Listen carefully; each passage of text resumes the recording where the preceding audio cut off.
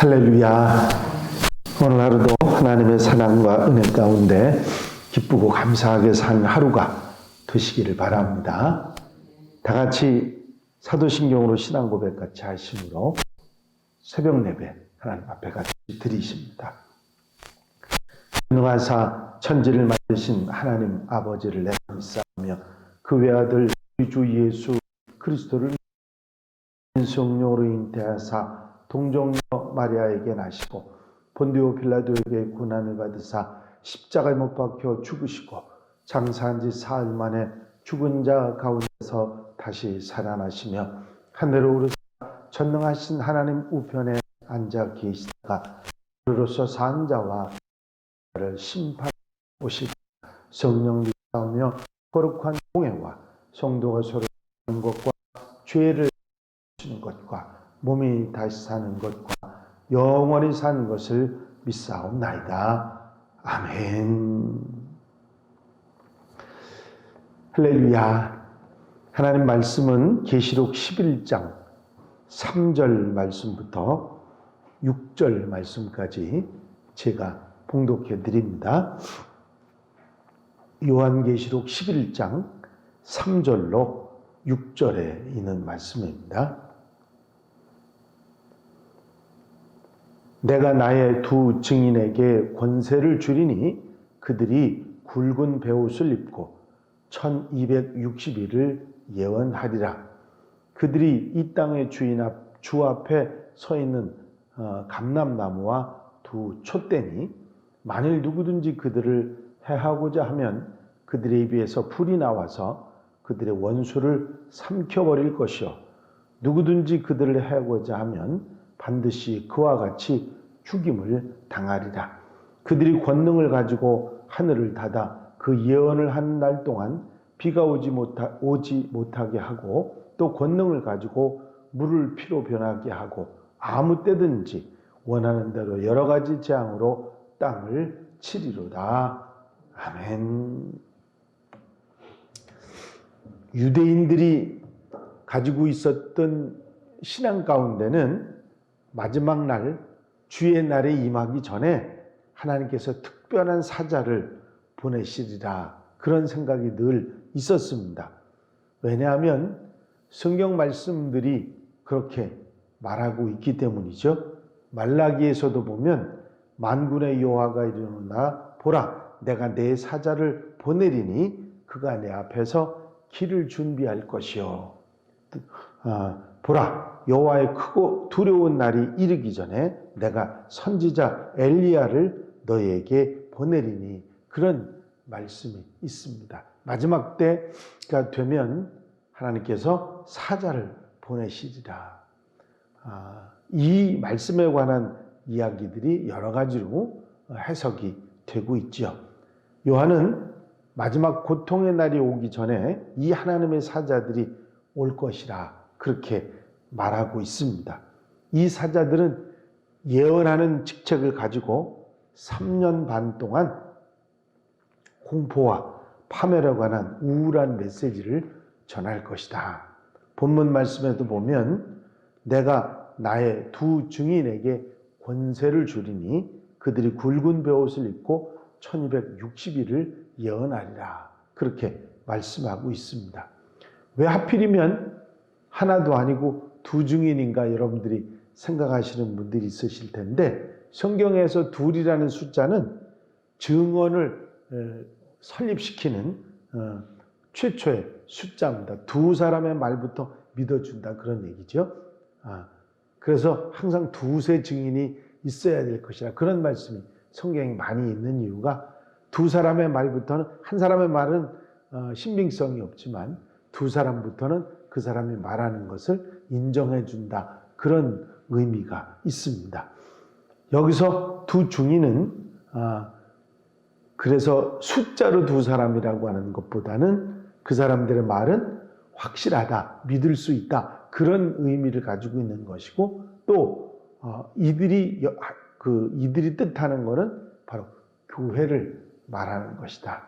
왜 증인이냐 하면 교회는 이 땅에 존재할 이유가 바로 증거이기 때문에 예수께서 그리스도시고 예수님을 믿고 구원받아야 돼. 천국 백성이 되어야 된다는 그 복음의 증인이기 때문에 교회에 주어진 주된 사명이 바로 복음 증거이기 때문에 이 교회라고 해석을 하는 것이죠. 이들이 1260일을 예언할 것이라 말씀하셨는데 이는 2절에 나오는 42달, 3년 반의 시간입니다. 2절에 나오는 42달은 교회가 세상에 박해를 받는 힘든 시간이고 여기 1260일은 두 증인이 베옷을 입고 능력 있게 예언을 하는 그런 복음 증거하는 때입니다. 박해가 완전히 없어진 것은 아니지만 역사의 때가 마지막 때가 가까워지면 하나님이 쓰시던 종들이 전에 없던 능력과 권세로서 전 세계에 복음을 전하는 그런 때가 온다 하는 말씀입니다. 이 두 증인에 대한 이야기를 어떤 학자들은 율법과 복음을 비유로 말씀하신 것이라 그렇게 말하는 사람들도 있고 죽지 않은 선지자 에녹과 엘리야라는 말을 하는 사람도 있는데 또 엘리야와 모세라고 하는 그런 학자들도 있는데 대부분의 학자들은 이 두 증인은 바로 교회를 뜻하는 것이다. 그렇게 말하고 있습니다. 이 두 증인들이 베옷을 입었다고 하는 것은 베옷은 슬픔의 표시죠. 구약 성경에서 선지자들은 그 시대에 부패한 백성들을 깨우기 위해서 하나님 말씀을 대언할 때 베옷을 입습니다. 그들의 메시지는 회개하라 하는 것이었죠. 회개하지 않으면 망한다고 하는 것입니다.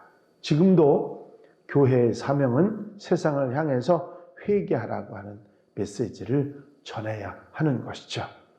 오늘날 교회들이 이 사명을 등한히 합니다. 왜냐하면 사람들은 회개하라는 말을 제일 듣기 싫어하기 때문이죠. 치유나 위로나 행복이나 보람 있는 삶이나 그런 말은 잘 선포하지만 회개를 잘 말하지 않죠. 왜냐하면 사람들이 싫어하고 또 그러니까 더 회개에 대한 말을 잘 하지 않습니다. 하지만 복음의 핵심은 회개입니다.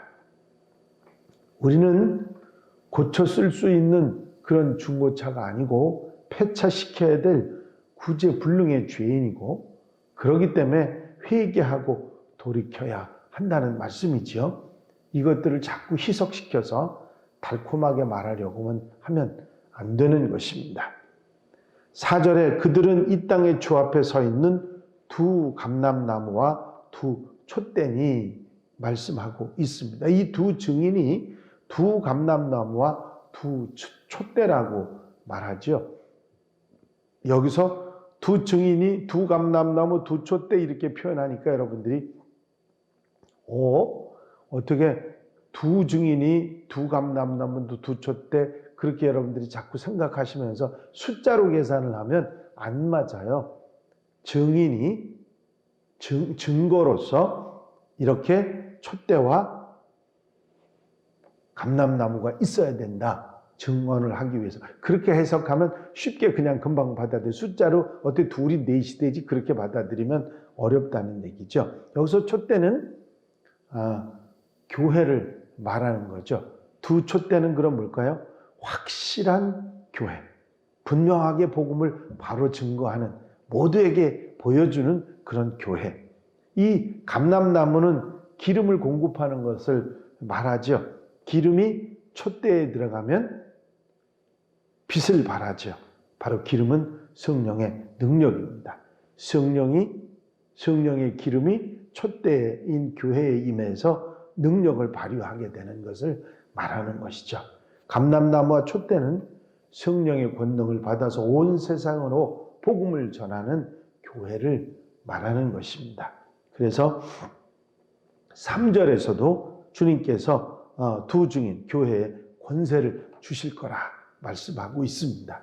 주님의 제자들은 복음 증거하는 증인이 되기 위해서는 반드시 약속하신 성령을 통해서 위로부터 능력을 받아야 합니다. 아무것도 하지 말고 함께 모여 하늘을 향해 간절히 기도하면 하늘이 열리고 성령이 임하는 놀라운 능력의 역사가 나타나는 것이죠. 능력은 바로 복음 전도의 사명을 감당하기 위해서 주시는 것입니다. 교회는 반드시 성령의 능력을 받아서 세상의 말씀을 바로 증거하는 증인들이 되어야 할 것입니다. 왜 증인들이 하늘의 권세와 능력을 받아야 하는가? 그것은 세상을 장악하고 있는 사탄의 권세와 직면해 있기 때문에 예수 그리스도의 권세, 성령의 능력이 아니고서는 무너뜨릴 수 없기 때문이지요. 주님이 주시는 능력, 성령의 능력으로 채워진 교회가 세상 속으로 나갈 때 복음이 증거될 수 있는 것입니다. 여기 5절에 보면 만일 누구든지 그들을 해하고자 하면 그들의 입에서 불이 나와서 그들의 원수들을 삼켜버릴 것이요. 누구든지 그들을 해하고자 하면 반드시 그와 같이 죽임을 당하리라 하셨습니다. 입에서 불이 나와서 원수를 삼킨다는 것은 교회가 세상을 향해서 복음을 전할 때 이 말씀을 받아들이지 않고 회개하지 않으면 심판의 불에 쌓이게 된다고 하는 말씀입니다. 하나님의 말씀은 불방망이죠.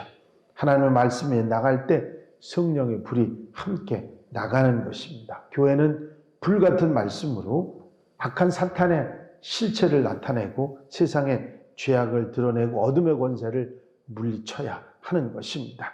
그들이 권능을 가지고 하늘을 닫아 그 예언을 하는 날 동안 비가 오지 못하게 하고 또 권능을 가지고 물을 피로 변하게 하고 아무 때든지 원하는 대로 여러 가지 재앙으로 땅을 치리로다. 물이 변해서 피가 되는 것은 모세의 기적이고 하늘을 닫아 비가 오지 않는 것은 엘리야의 기적입니다. 이건 모두 기도의 힘으로 나타나는 능력들이죠. 교회가 세상을 물리치는 힘은 바로 성령의 능력과 기도의 힘인 것입니다. 주님은 내 집이 만민이 기도하는 집이라 하셨습니다. 살아있는 교회, 바른 증거를 한 교회는 기도하는 교회입니다. 항상 뜨겁게 기도하는 교회가 될 때 교회가 교회의 사명을 잘 감당할 수 있는 줄로 믿습니다. 우리 교회는 성령 충만한 교회, 기도 충만한 교회, 말씀 충만한 교회가 되어서 세상에 복음을 바로 증거하는 증인의 사명을 잘 감당해야 될 것입니다.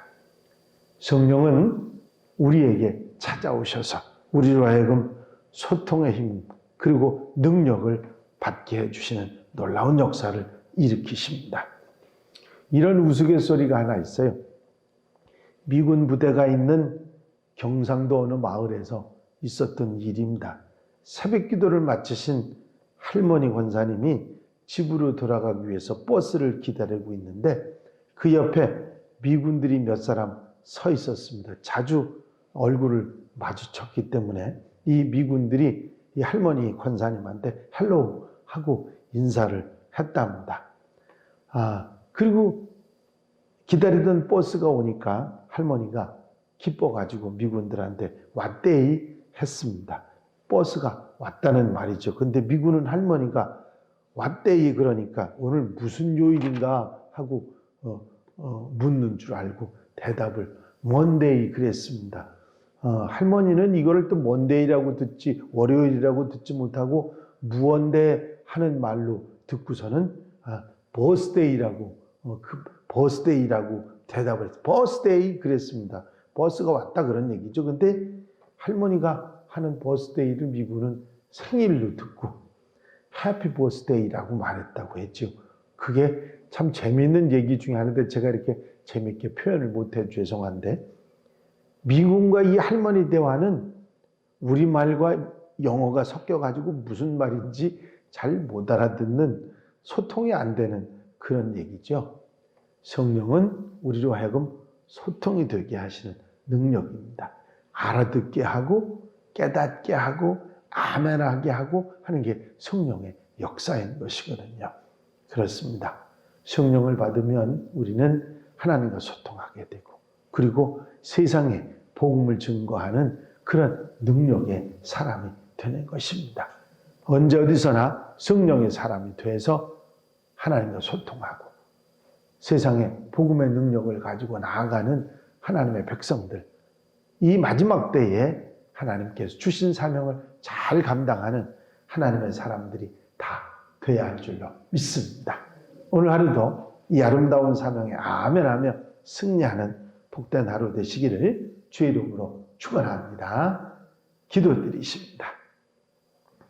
사랑과 은혜가 영심하시는 아버지 하나님, 마지막 때의 교회가 하나님의 사명, 복음 전하는 사명을 감당하기 위해서 성령 충만, 말씀 충만, 기도 충만해야 됨을 다시 한번 깨닫게 하시니 감사합니다. 아버지, 우리의 삶 속에서 이제 세상을 바라보지 말고 주님 바라보고 기도하고 말씀 충만하여 성령 충만한 가운데 복음을 증거하며 아름답게 이 세상에서 마지막 교회의 사명을 잘 감당할 수 있는 하나님의 백성들이 되게 하여 주시옵소서. 이 한날의 삶도 온전히 주님께 맡겨드립니다. 주님 친히 주장하시고 인도해 주셔서 넉넉한 성령님의 능력 가운데 복되게 아름답게 복음 전하며 기쁘고 행복하게 살아가는 한날이 되게 하옵소서. 허락하여 주실 줄로 믿사옵고 예수 그리스도의 이름으로 기도하옵나이다. 아멘. 주님 가르치신 기도 함께 드리십니다. 하늘에 계신 우리 아버지시여, 이름이 거룩히 여김을 받으시오며 나라의 마옵시며 뜻이 하늘에서 이루어진 것 같이 땅에서도 이루어지이다. 오늘날 우리에게 일용할 양식을 주옵시고 우리가 우리에게 죄 지은 자를 사하여 준 것 같이 우리 죄를 사하여 주옵시고 우리를 시험에 들지 말게 하옵시며 다만 악에서 구하옵소서. 나라와 권세와 영광이 아버지께 영원히 싸움나이다. 아멘. 이 시간 기도하실 때에 기도할 수 있게 해주심을 감사하며 기도하시고 내 삶을 늘 정결하게 거룩하게 하시기 위해서 기도하시고 코로나19의 영향에서 벗어나기 위해서 기도하시고 중보기도로 도울 분들, 수험생들 위해서 기도해 주시고 우리 교회가 교회로서의 사명을 잘 감당하기 위해서 기도해 주시고 나라와 민족을 위해서 세계 복음을 위해서 기도해 주시고 자유롭게 기도하시기 바랍니다.